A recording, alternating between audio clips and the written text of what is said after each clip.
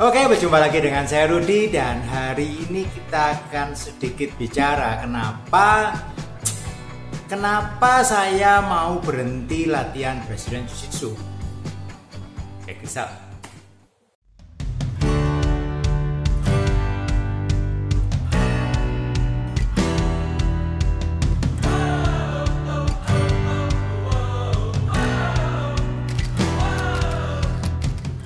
Oke, welcome back to my channel dan hari ini kita akan ngobrol-ngobrol kenapa saya mau berhenti latihan Brazilian Jiu-Jitsu.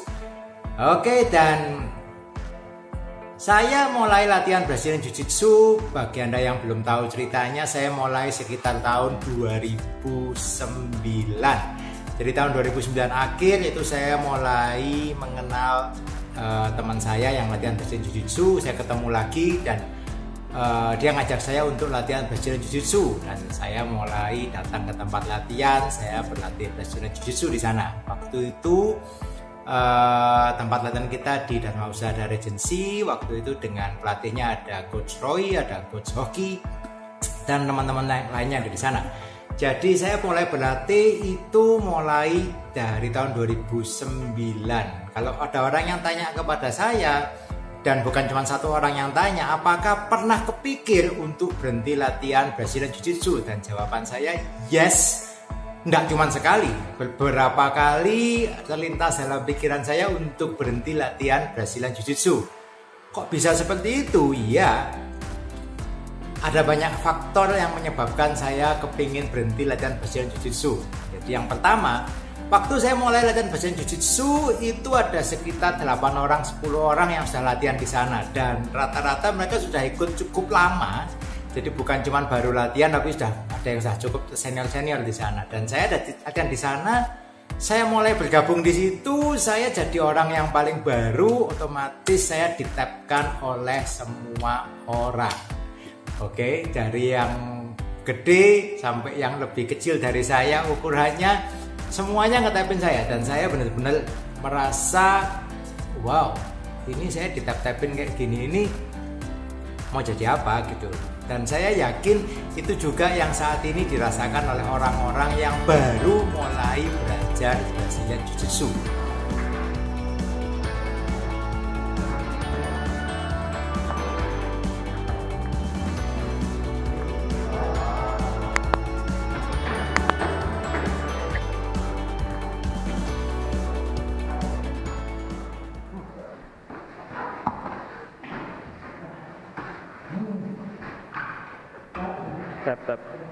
Mereka merasa, waduh, saya di sini kok jadi kayak jadi sansak ya. Saya ditap sama ini, ditap sama si B, ditap sama si C, ditap sama semua ditapin. Ya, jawabannya ya memang demikianlah prosesnya gitu loh. Karena di sini Anda adalah orang yang paling baru, Anda baru memulai sebetulnya, dan otomatis teknik yang Anda kuasai baru sedikit, yang lain tahu lebih banyak, yang lain punya pengalaman lebih. Otomatis Anda ada di pihak posisi yang paling lemah. Tetapi sebetulnya itu bukan alasan untuk kita berhenti latihan BJJ. Kenapa? Karena kalau disitulah saatnya bagi kita untuk belajar bagaimana caranya defense. Misalkan Anda kena ambal, Anda mulai belajar, Anda mengetahui, oh ini saya mau di set up, mau diambil ambal, saya harus lakukan ini. Tangan saya kalau lurus ke atas, saya otomatis pasti diambal, saya harus tutup. Kalau tangan saya buka, saya di kimura, otomatis Anda belajar step by step bagaimana caranya Anda mempertahankan diri Anda. Dan itu proses yang dialami oleh semua orang, baik dia mau badannya gede kek, mau badannya besar, mau anak kecil, mau orang dewasa, dia akan mengalami proses tersebut. Jadi Anda akan mulai menjadi orang yang merasa bahwa ya saya ini orang yang paling lemah. Dan that's the point. Itulah poinnya Brazilian Jiu-Jitsu. Brazilian Jiu-Jitsu adalah satu bela diri untuk orang yang badannya memang lemah, bagaimana bisa mempertahankan dirinya. Anda bisa menggunakan teknik, Anda bisa menggunakan leverage terhadap orang-orang yang mungkin badannya lebih besar daripada Anda. That's the point. Kalau Anda tidak bisa defense first, bagaimana caranya Anda bisa menyerang? Kalau orang maunya, oh saya pokoknya mau belajar menyerang, tapi Anda tidak pernah belajar defense, Anda kena attack satu kali juga Anda langsung kalah. That's the point. Oke, so belajar dari awal itu bukan alasan untuk kita berhenti sebetulnya. Dan yang kedua, nah ini yang menarik. Kok bisa saya terpikir untuk berhenti? Ya, waktu itu mungkin saya sudah belajar beberapa tahun, jadi bukan waktu yang singkat. Jadi sudah mungkin 3 tahun atau 3 tahun, I think 3 tahun 4 tahun. Dan waktu itu kita belajar cukup lama, tetapi kita stuck di posisi white belt. Nah, oke, ini yang sering kali saya bicarakan. Ada yang menanyakan waktu join, sudah menanyakan kepada saya, kok mau jadi black belt itu butuh waktu berapa lama? Nah, ini jawaban saya. Saya jadi white belt 5 tahun.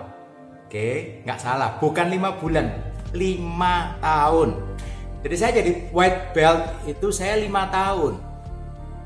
Kok bisa? Iya, saya baru mendapatkan blue belt saya tahun 2014.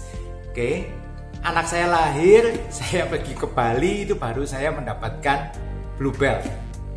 Oke, jadi kalau Anda baru ikut Brazilian Jiu-Jitsu setahun, 2 tahun, Anda kok merasa saya kok stuck di posisi white belt, ingat, kita yang dulu awal-awal itu jauh lebih lama daripada Anda. Oke, saat ini di tempat saya memang bisa lebih cepat. Kenapa? Saya mengajarkannya lebih metodis. Saya mengajarkannya ada metode pengajarannya yang orang bisa belajar itu jauh lebih cepat nangkepnya, jauh lebih cepat koneksi teknik ke tekniknya, akhirnya bisa lebih cepat. Tetapi juga bukan hal yang instan. Apalagi pada waktu dulu sekarang. Nah, dulu saya belajar 3 tahun, 4 tahun dan saya stuck di posisi white belt. Dan di tempat saya juga yang namanya strip itu bukan satu hal yang wajib dibagikan. Jadi saya sampai 5 tahun itu saya cuma punya 2 strip di white belt saya. Jadi white belt saya cuma 2 strip, bukan 4 strip loh ya. Kenapa? Karena dari coach saya juga dari Profesor Niko juga merasa bahwa strip itu means nothing actually. Oke, belt color pun itu sebetulnya juga means nothing, tapi penguasaan teknik, bagaimana bisa pakai teknik dengan baik, pakai leverage, Anda bisa bergerak dengan shrimping, hip movement dan sebagainya. Weight control itu yang lebih menentukan. Teknik itu yang paling menentukan di atas semuanya. Jadi nggak peduli Anda belt colornya itu apa, itu nggak ada means nothing. Oke, dan saat Anda punya white belt, sebetulnya itu adalah momen yang paling bagus untuk Anda belajar sebetulnya. Nggak perlu Anda terburu-buru kepingin naik belt. Kenapa? Nggak ada pressure sama sekali. Anda white belt, Anda bermain dengan sesama white belt, Anda ngetap, it's okay. Anda white belt ketemu white belt.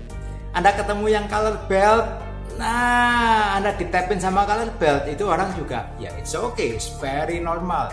Kalau yang namanya white belt ngetap sama color belt, it's very normal. Oke. Itu momen-momen sebetulnya yang paling nyaman, paling enak untuk Anda belajar. Ya, tidak ada pressure sama sekali. Anda cuma datang, Anda berlatih, Anda belajar, no ego. It's very good. Ingat, tidak perlu terburu-buru untuk mendapatkan belt. Belt itu serahkan pada coach Anda. Coach Anda yang akan menilai kapan saat yang pas sebetulnya untuk Anda naik tingkatan. Oke. Itu alasan saya yang kedua. Alasan yang ketiga adalah yang namanya bosen. Kok bisa bosen lah sama yang namanya Brazilian Jiu-Jitsu? Iya, bisa. Kok bisa bosen? Iya. Kenapa saya mengalami satu kebosanan? Sebetulnya kalau mau diteliti, salah satunya adalah karena saya tidak mempelajari sesuatu yang baru. Kenapa saya nggak menjadi sesuatu yang baru? Bukankah teknik Brazilian Jiu-Jitsu ada banyak sekali? Ya, tetapi pada saat saya bermain, saat saya sparring, kembali lagi karena masalah ego, terkadang saya tidak mau mencoba hal-hal yang baru. Dan itu sempat saya alami beberapa waktu saat dalam perjalanan saya, bahwa saya tidak melakukan hal yang baru, saya tidak mencoba sesuatu yang baru, yang out of the box. Dan akhirnya saya terjebak dengan satu lingkaran permainannya, yaitu itu saja. Apakah itu works? Works. Tetapi lama-lama teman latihan saya pun akhirnya juga membaca, oh Ko Rudi mau melakukan ini, Ko Rudi mau melakukan ini. Akhirnya game saya terbaca. Akhirnya saya merasa kok tambah lama permainan saya tambah jelek ya permainan saya. Dan sebetulnya bukan permainan saya itu bertambah jelek, no. Tetapi karena teman-teman saya yang lain ini mulai bisa membaca game saya ini sebetulnya apa dan saya mau melakukan apa, mereka sudah mulai hafal.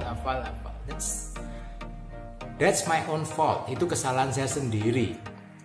Oke, kenapa saya merasa tidak berkembang? Sebetulnya saya sendiri yang melakukan kesalahan, bukan karena Brazilian Jiu-Jitsu membosankan, tidak. Jadi saya saat ini pun saya mencoba hal-hal yang baru, yang out of the box, yang pada saat saya mempelajarinya, otomatis juga saya pasti tidak bisa.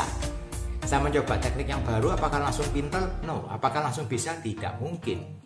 Saya juga mengalami proses, saya belajar lagi dari awal. Tetapi ternyata proses belajar itu lagi yang membuat kita ini refresh, kita ini merasa senang. Oh, menarik juga ya, coba ini. Dan Brazilian Jiu-Jitsu itu luas, jadi jangan jadi orang yang tertutup. Saya hanya mau melakukan ini, kayak pakai kacamata kuda ini ya. No, banyak hal yang bisa dipelajari, cuman memang jangan terburu-buru terlalu cepat mau mencoba A, mencoba B, mencoba C tanpa ada yang Anda kuasai. Itu masalah nantinya. Oke. Dan hal yang terakhir yang membuat saya hampir mau berhenti adalah saat teman-teman saya mulai berhenti latihan. Itu sempat saya rasakan pada satu momen. Teman-teman saya ini, teman-teman lama saya, teman-teman berlatih saya satu persatu berhenti. Dalam artian ya ada yang pindah kerjaan, ada yang saya mau buka usaha baru, jadi saya harus fokus dengan bisnis saya yang baru. Ada yang pindah keluar kota, ada yang menikah. Jadi banyak. Dan kita harus memahami bahwa setiap orang mempunyai persoalannya masing-masing. Tetapi, ada tetapinya. Kalau saya menilai, saya memberikan standar diri saya tergantung kepada orang lain. Misalkan saya tergantung, saya tidak mau latihan kalau teman saya nggak latihan. Pertanyaannya yang rugi itu teman saya atau saya sendiri yang rugi? Saya sendiri yang rugi. Teman saya sih tidak rugi, bagi dia merasa tidak rugi ya. Buat saya mau berhenti latihan dulu atau mau berhenti latihan selamanya. Tetapi kalau saya memutuskan, saya akan berhenti karena teman saya berhenti, saya mau stop karena teman saya stop, buat saya itu bukan satu alasan yang tepat. Oke. Karena banyak hal positif yang saya dapatkan saat saya berlatih. Oke, saat saya berlatih saya lebih happy, saat saya berlatih saya lebih tidak memikirkan masalah saya, saat saya berlatih badan saya lebih sehat, saat saya berlatih saya punya hal-hal yang lainnya, mau menyalurkan hobi saya jadi, dan banyak hal. Dan itu tidak harus tergantung dengan apakah teman saya yang tadi tetap berlatih ataupun tidak, karena saya juga bisa punya teman-teman yang baru saat saya latihan di kelas Brazilian Jiu-Jitsu. So, Anda harus menilai bahwa keuntungan yang didapatkan itu adalah keuntungan dalam diri Anda sendiri. Ya, itu beberapa hal yang terjadi dalam perjalanan saya belajar Brazilian Jiu-Jitsu. Kenapa saya kepingin berhenti. Dan tadi juga saya jelaskan, itu juga ada reason yang saya berikan yang membuat saya akhirnya tidak jadi berhenti. Oke.